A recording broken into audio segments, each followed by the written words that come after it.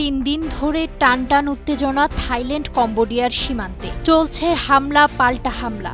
আল জাজিরার তথ্যমতে ৩ দিনের যুদ্ধে নিহতের সংখ্যা ৩২, আহত ১৩০-এর বেশি। এবার সীমান্তের উত্তেজনা কমাতে এগিয়ে এলেন খোদ মার্কিন প্রেসিডেন্ট ডোনাল্ড ট্রাম্প। রক্তক্ষয়ী সংঘর্ষের পর থাইল্যান্ড ও কম্বোডিয়ার সীমান্তে ট্রাম্পের মধ্যস্থতায় অবশেষে যুদ্ধবিরতির আলোচনায় বসতে রাজি হয়েছে দুই দেশ। স্থানীয় সময় শনিবার এক বিবৃতিতে মার্কিন প্রেসিডেন্ট এ দাবি করেছেন বলে জানায় বার্তা সংস্থা রয়টার্স। তিনি জানান, কম্বোডিয়ার প্রধানমন্ত্রী হুন মানেত এবং থাইল্যান্ডের ভারপ্রাপ্ত প্রধানমন্ত্রী ফোমথাম ওয়েজাচাইয়ের সঙ্গে সরাসরি যোগাযোগ করেছেন তিনি এবং যুদ্ধ অবসানের বিষয়ে জোর দিয়েছেন। উভয় নেতা তাৎক্ষণিক যুদ্ধবিরতির প্রয়োজনীয়তা স্বীকারও করেছেন এবং শান্তিপূর্ণ সমাধানের প্রতি আগ্রহ প্রকাশ করেছেন।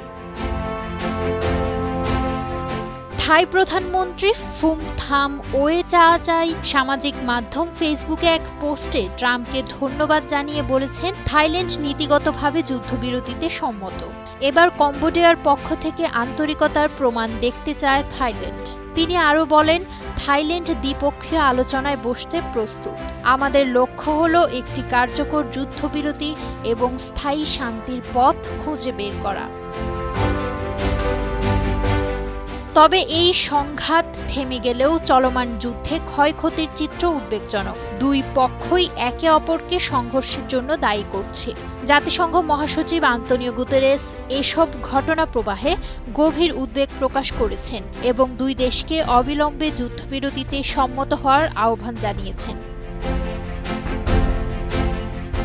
যদিও ট্রাম্পের পক্ষ থেকে আলোচনার সময় ও স্থান সম্পর্কে বিস্তারিত কিছু জানানো হয়নি, তবুও তার হস্তক্ষেপে দুই দেশের মধ্যে যে শান্তি প্রচেষ্টা শুরু হয়েছে সেটি গুরুত্বপূর্ণ এক পদক্ষেপ বলে মনে করছেন কূটনৈতিক বিশ্লেষকরা। দ্বিতীয় মেয়াদে ক্ষমতা গ্রহণের পর ভারত, পাকিস্তান, ইরান, ইসরায়েল সহ বেশ কিছু যুদ্ধবিরতি কার্যকরে পদক্ষেপ রেখেছেন বলে দাবি করে আসছেন ট্রাম্প।